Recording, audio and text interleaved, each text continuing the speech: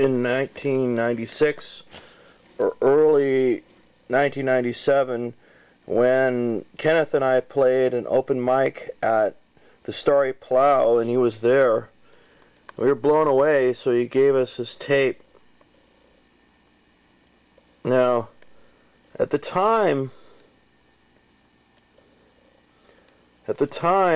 they were 976 until they found out there was another band called 976, and then they changed their name to Dory, Tourette, and the Skirt Heads. This is definitely some early recordings and really entertaining.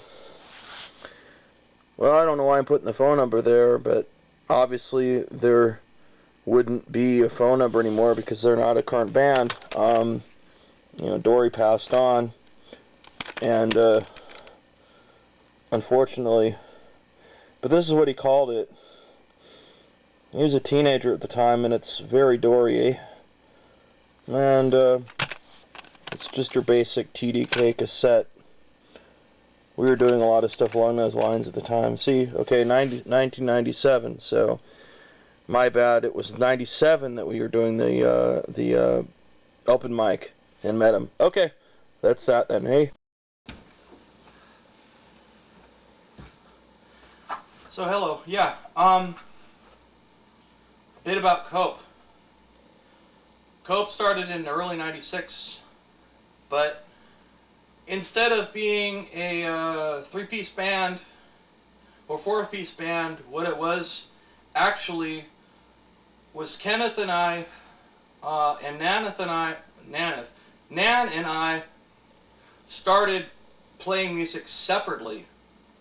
It wasn't until July of 1996 that we merged and did a session at the Sardine Factory at Nan's apartment called Merger.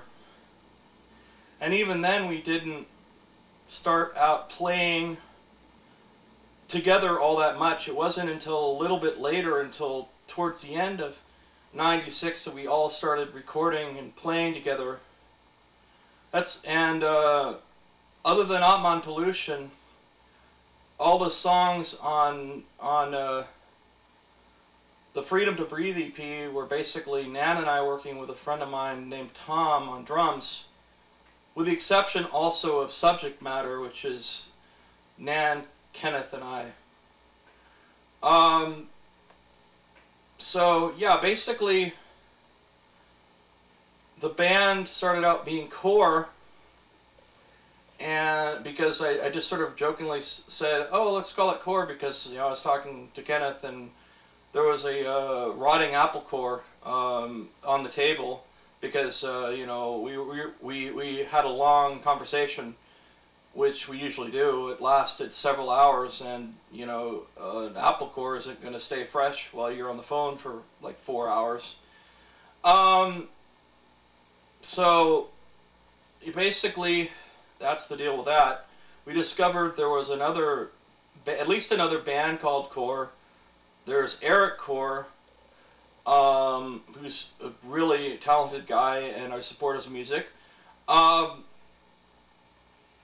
And that. So, a little bit back to the beginning. I had always played music and always wrote songs and performed them. I mean, I did some performing with the Scouts back in the 80s.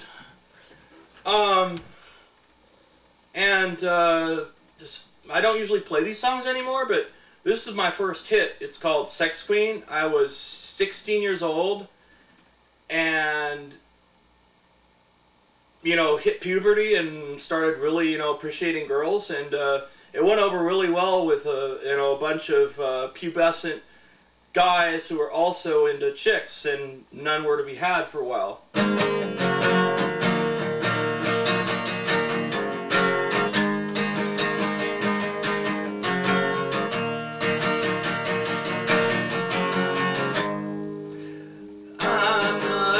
Sexy girls in my lifetime.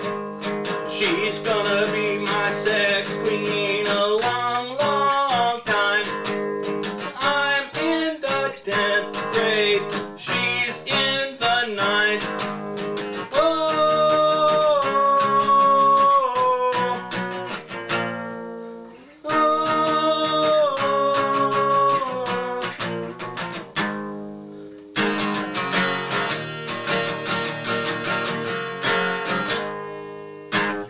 and so on. And later, we did a song.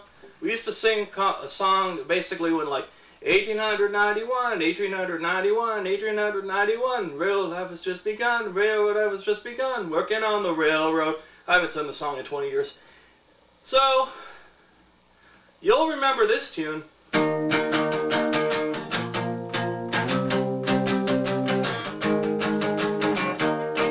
It's on 29 now. And then it was 1891. Railroad life had just begun. Real life had just begun. Real life had just begun. Patsy Yori Yori, eh? Patsy Yori Yori, eh? Patsy Yori Yori, eh? Patsy, Patsy, Patsy Yori, eh? 1892. Found myself with nothing to do. 1892. Found myself with nothing to do. And so on. And another one that was a song fragment that went over well with people was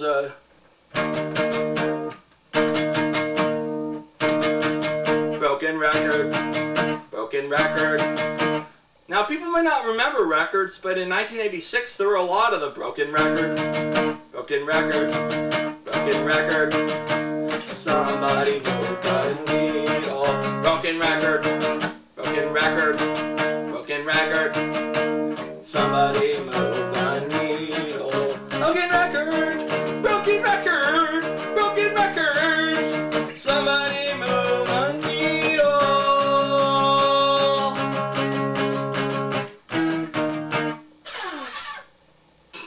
Anyway, so then the other one was the Utica Redneck Blues.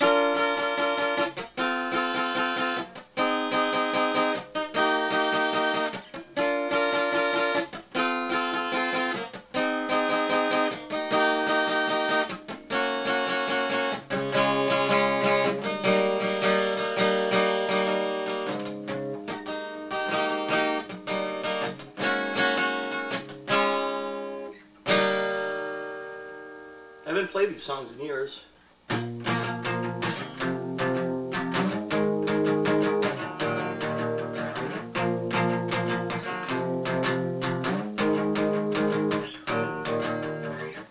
Oh, many years ago we had rednecks going through our camp. Apparently they thought it was a speedway ramp. Then we all built a dam, and that's the day they all swam. Ha ha ha ha ha ha ha ha ha ha ha ha. Ha ha ha ha ha ha ha. And the day we went to Spicer's, saw a man on an ATV, ha ha. And he went for a dip, had to pull it out, ha ha ha. It was so much fun, we had a barrel of blast, ha ha. They buzzed through colors, they buzzed through church, they buzzed through all the things, ha ha ha. But then they tore all the world down. But until then we had such a laugh, ha ha ha ha. Until they pulled down our dam. Until they pulled all down dam. They all swam, ha ha ha. And then I pretty much joined the corporate world in '88 at age 21. And by the age of 24, I was a department manager and had done that whole bit for years and years and years and years. Probably suffering too much of an inferiority complex to really pursue the music for a really long time, I was never feeling good enough, despite whatever praise I got. I always felt lacking. Still do to an extent, which has probably driven me more than anything else to study music hard, really, really, really hard, to be good and be better, to be better, and to be better, and be better, and try to get to a point where I feel like I'm good enough. Which, after 28 years of playing, I almost feel there. So anyway, back to the cope thing.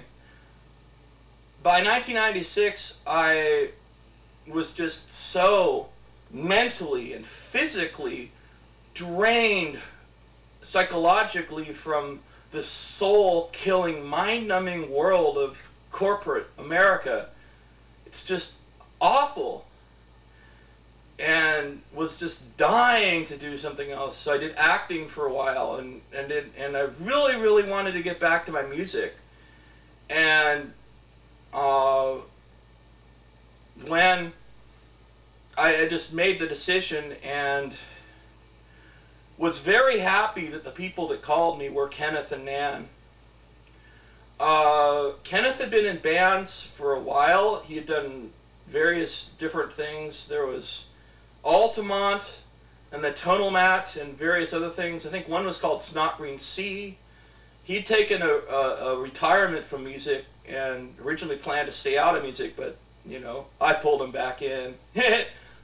And Nan was pretty much the complete opposite end of the spectrum. She had never played in bands and never really played. I think she knew your basic open position guitar chords, and that was it. So, I mean, she basically knew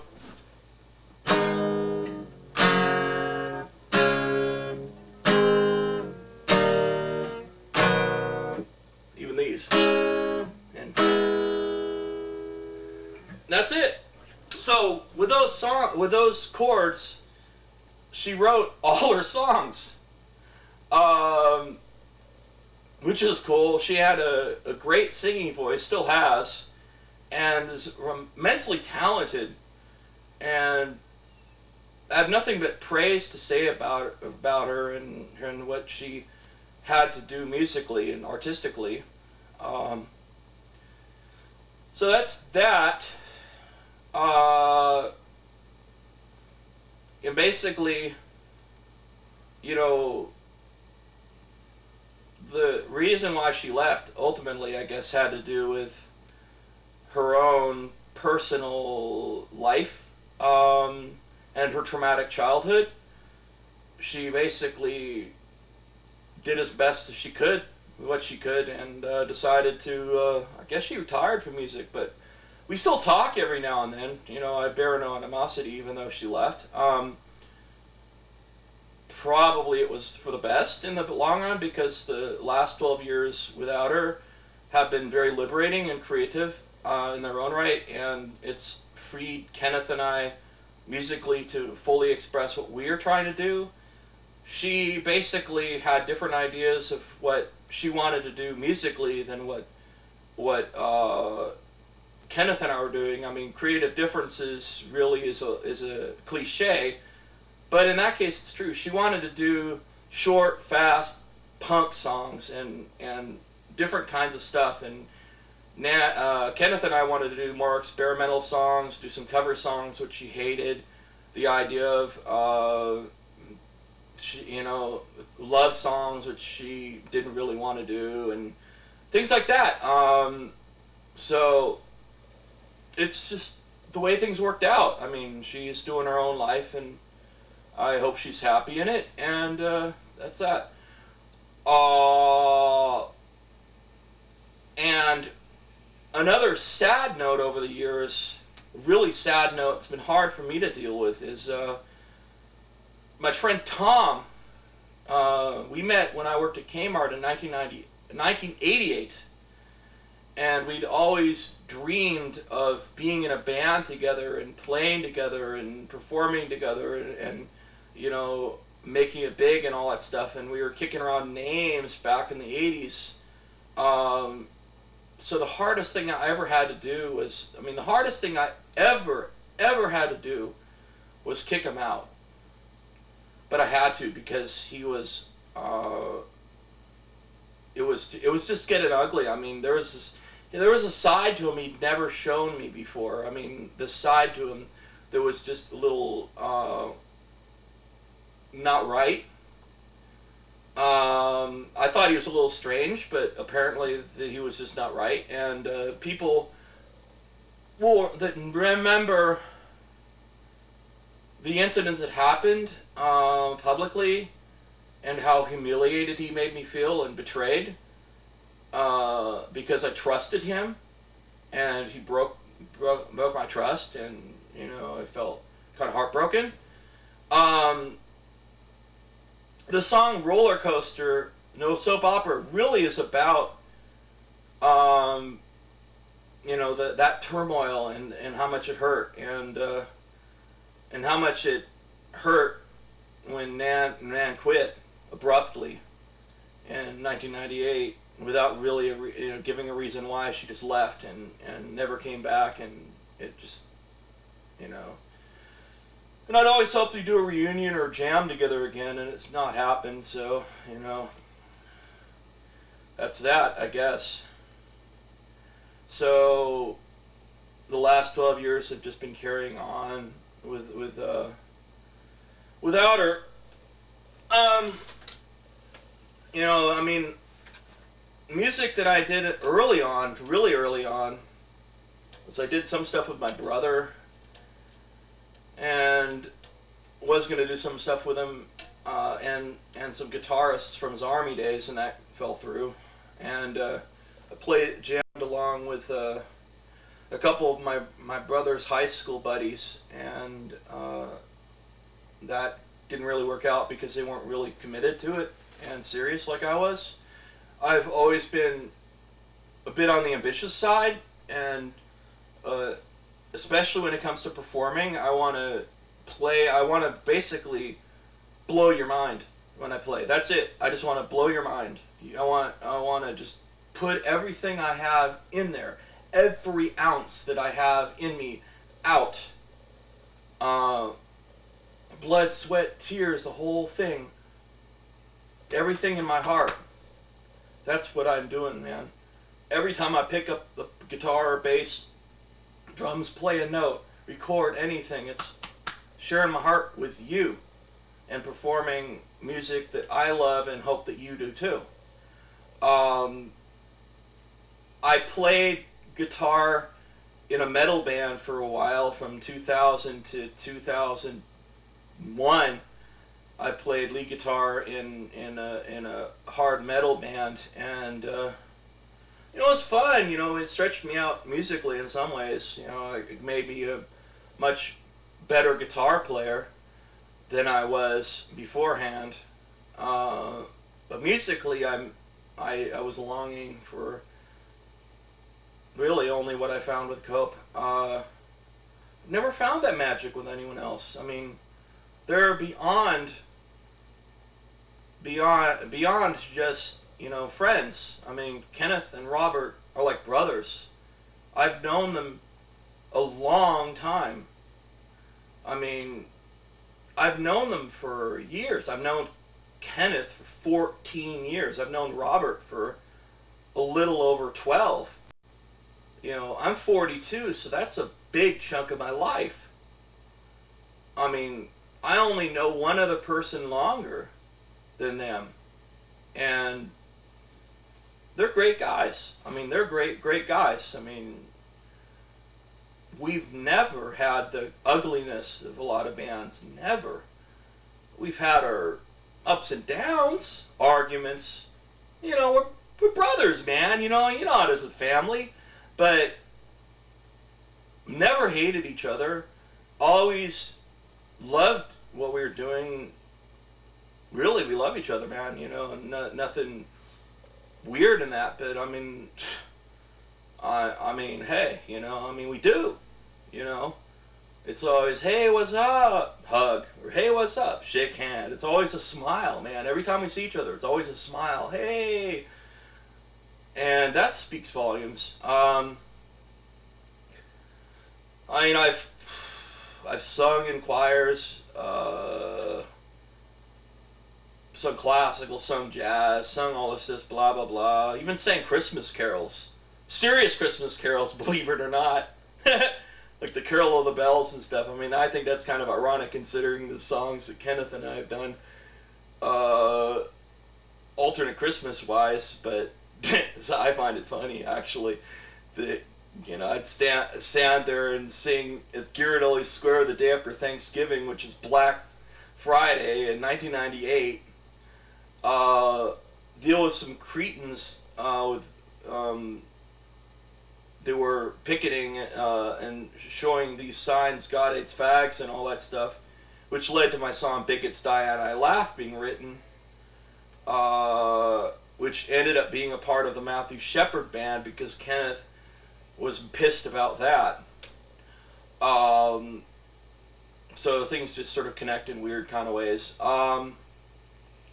I've actually played jazz, and I was involved in some songs that way and written a few jazz guitar songs, and even a song on piano that was kind of jazz related but switched it to guitar because I'm still better at it than piano. And I know all this theory junk, but I mean the bottom line is that's just helped me play the way I want to play, and those kind of things. What else? I mean, wow. Just the variety of stuff I've done over the years in this band is just amazing. Oh, in the documentary, I've included some Tunnel Mat stuff and some stuff that I've done solo and some stuff that Kenneth has done just on his own. And even some Harbinger, because I feel like what spells out the entire musical journey and the musical trip through space and time of the band is the stuff that we do in and out of the band, because it all kind of relates. I mean, titles and names aren't as important. They kind of blur. I mean, musically, we did a show as Tonal Mat in September of 2007 in San Francisco. A few days after, the three of us did a show as Cope in Oakland. Same three guys, different songs, different vibe, different feel, kind of. But being is we've all played music together for so long, I mean, it really ends up being similar and the same even sometimes, but different. But even the songs we've done over the years, the same songs, they've evolved and they've changed too. I think one of the best things that I managed to get my hands on over the years, well, a few of them, was the camcorder, which has allowed me to do the documentary, the mixing console, which has allowed me to make songs at my house, a DVD recorder and things like that, and playing, so I can continue to do creativity all the time.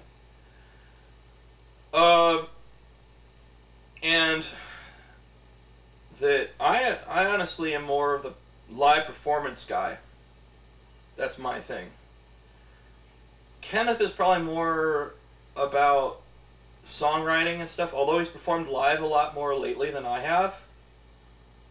Well, being as I haven't played out in a while, but I'm gonna change that.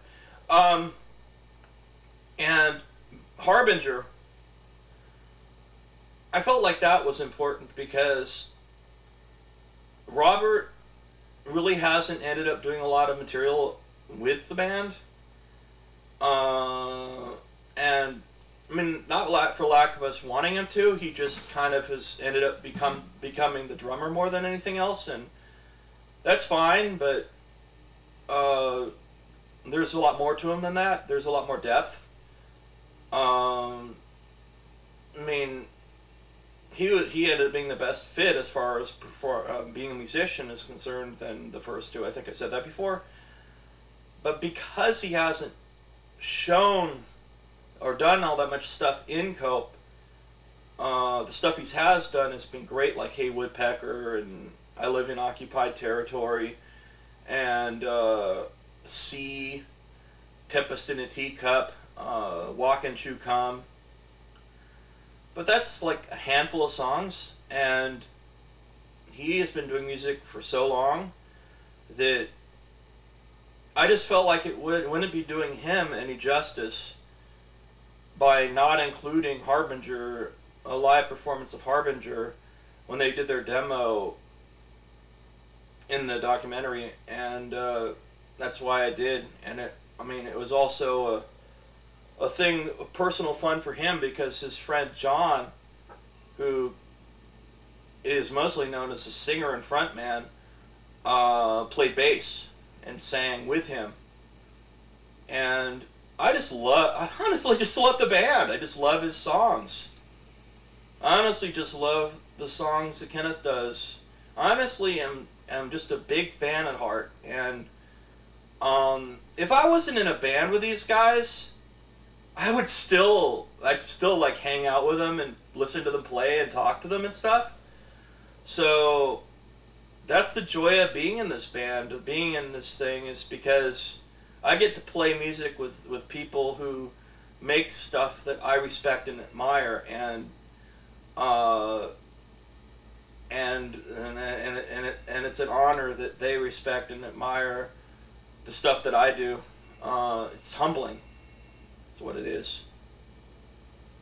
And I really don't know what else to add, so I guess I'll stop.